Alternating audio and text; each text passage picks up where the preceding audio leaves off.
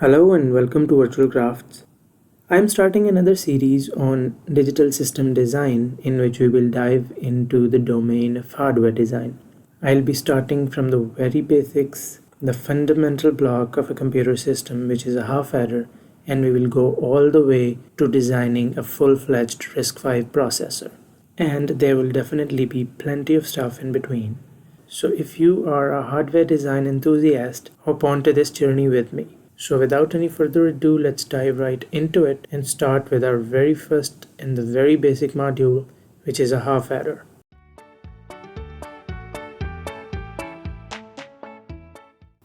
Now what exactly is a half adder in a computer system? It adds two single digit numbers. And if you have made your way to this video, you probably already know that in a computer there are only two numbers. There are only two states, 0 and 1, on and off. So everything that a computer is doing, it is processing those zeros and ones. And the basic processing operation between two digits is the addition operation. And that's why half adder is said to be the basic fundamental block of a computer system. So if we add 0 and 0, we get 0 as the sum. If we add 0 and 1, we get 1 as the sum. If we add 1 and 0, we get 1 as the sum again. And if we add 1 and 1, we get 0 as the sum and 1 as the carry. In computers, 1 and 1 is not 2, and you probably already know that. So I'll just not go into that right now. So when we are looking at a half adder, we have four entities. Two numbers that are being added, number A and number B. We have the sum and we have the carry. So if I add these four additions into a truth table, this is something that I will get. When A and B both are 0, we get sum and carry both as 0. When A is 0 and B is 1, we get sum as 1 but carry is still 0. Same with the third case, and in the fourth case, when A is 1 and B is 1, we get sum as 0 and carry as 1, just as we have seen in the last slide. And if you look closely in the sum column, you can see that this is an XOR gate, and if you look at the carry column, you can see that this is an AND gate. So if I have to convert this truth table into a logical diagram, the diagram of half adder will look something like this. We have two inputs A and B. When they are XORed together, we get the sum. When they are ANDed together, we get the carry. So enough of theory here. Let's dive straight into the implementation.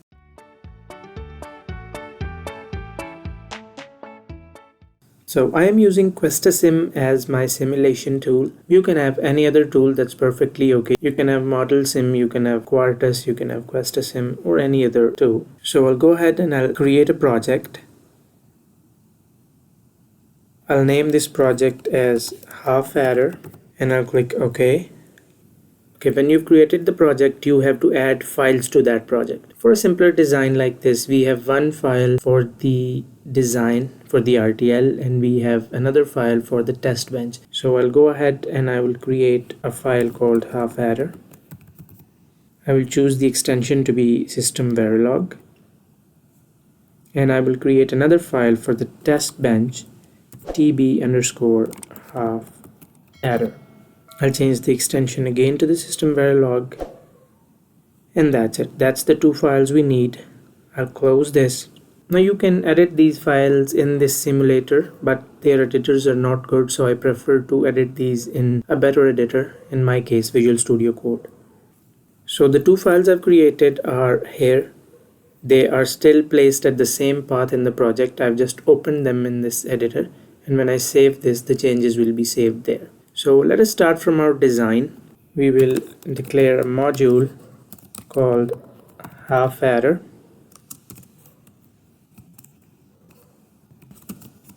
This is the module wrapper. Now let's add ports to this module. As I already mentioned, for a half adder we have four entities. We have two numbers that are to be added, and we have a sum and a carry. So the two numbers that are to be added will be input to this design,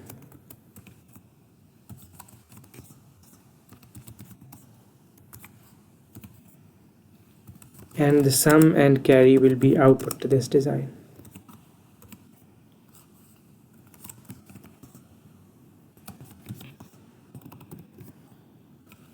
So we have a module wrapper in which we have added the ports. Now let's add the design for the half adder. First, let's code the sum. As we have seen in the truth table that the sum is actually an XOR of the two inputs. So what we'll do is we'll just go ahead and assign sum the XOR of A and B. And similarly for the carry, the two inputs will be ANDed together. So this is pretty much all in the design side. This is a really simple design. So we save this file and now let's go and write our test bench. I'll go ahead and declare a name for this.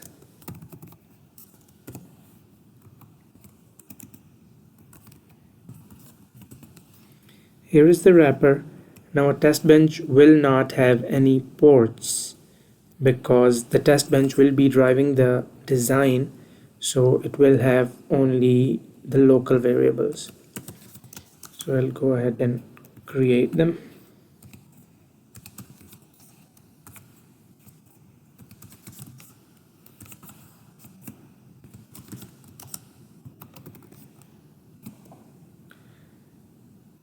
Now we will instantiate our design in our test bench. So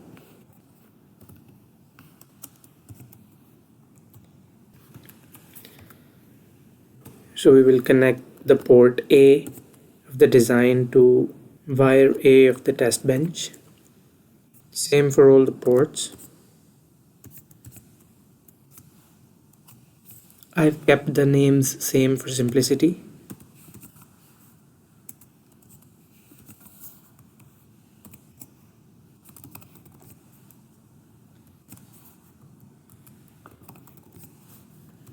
Now there are three parts to writing a test bench. The first one is having all the necessary wires that will drive stimulus to the design and will take output from the design. The second part is instantiating the actual design, and the third part is providing stimulus to the design, and that we are going to do now. So we will declare an initial block. We will assign values to our inputs. This is basically the stimulus that will be fed to the design. So as per our truth table, we have A and B both zeros in the first case, and here we will add a random delay of, let's say, 5 time units to see or to observe the outputs after the stimulus is provided to the design. So after the design gives us the outputs, we are going to display them as sum and carry. So let's display them.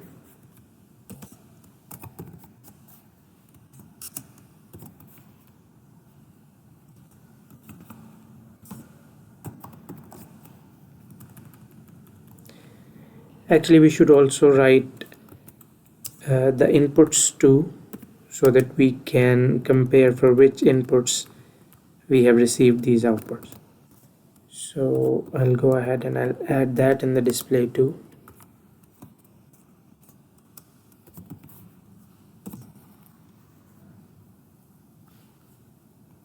So this is it for our first stimulus instance. When A0 and B0 is given to the stimulus, it will add them and it will give us sum and carry that will be displayed here. So I'll go ahead and I will write the other combinations.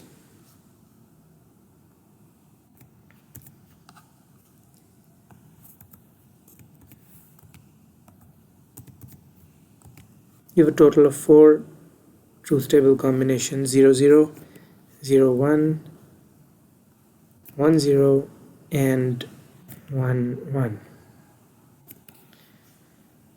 So this is it.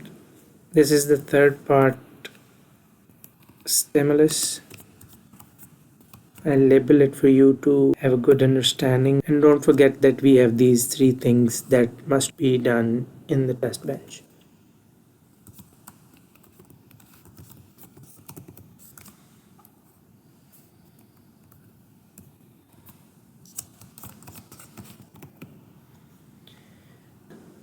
Now let's go and simulate this in our simulator.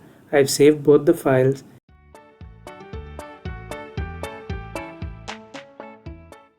And when I go to my simulator, I will select both these files and I will click this compile button. And you can see that I have these messages here. Compile of both files was successful. If you have any syntax error in the files, you will get that error here and you can remove those errors.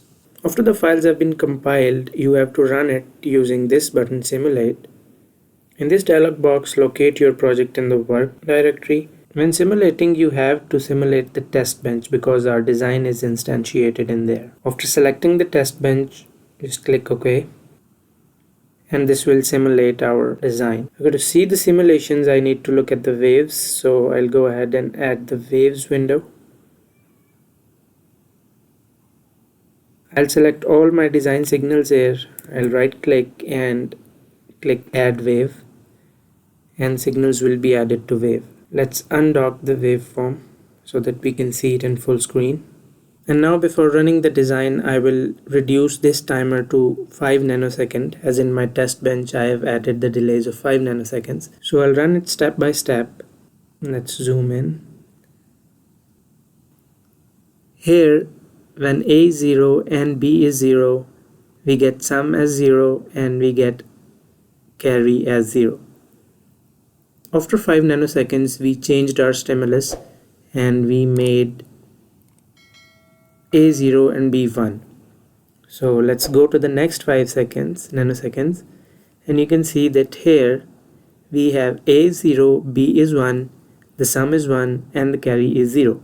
For the next combination, we have A is 1, B is 0, the sum is again 1 as per the truth table, the carry is still 0.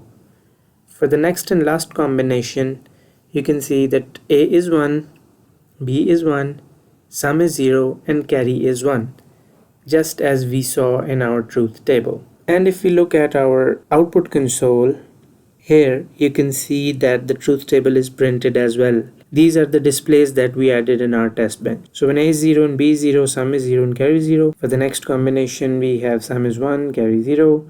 For the next combination, we have the same. And for the last combination, when both A and B are 1, we have the sum 0 and carry as 1. So the truth table is satisfied after our simulation. So this is how you code a half adder in the system Verilog. If you like the video, please consider subscribing and hit the bell icon next to it to not miss any new videos in this series, and it's going to help me too. Thank you and have a good day.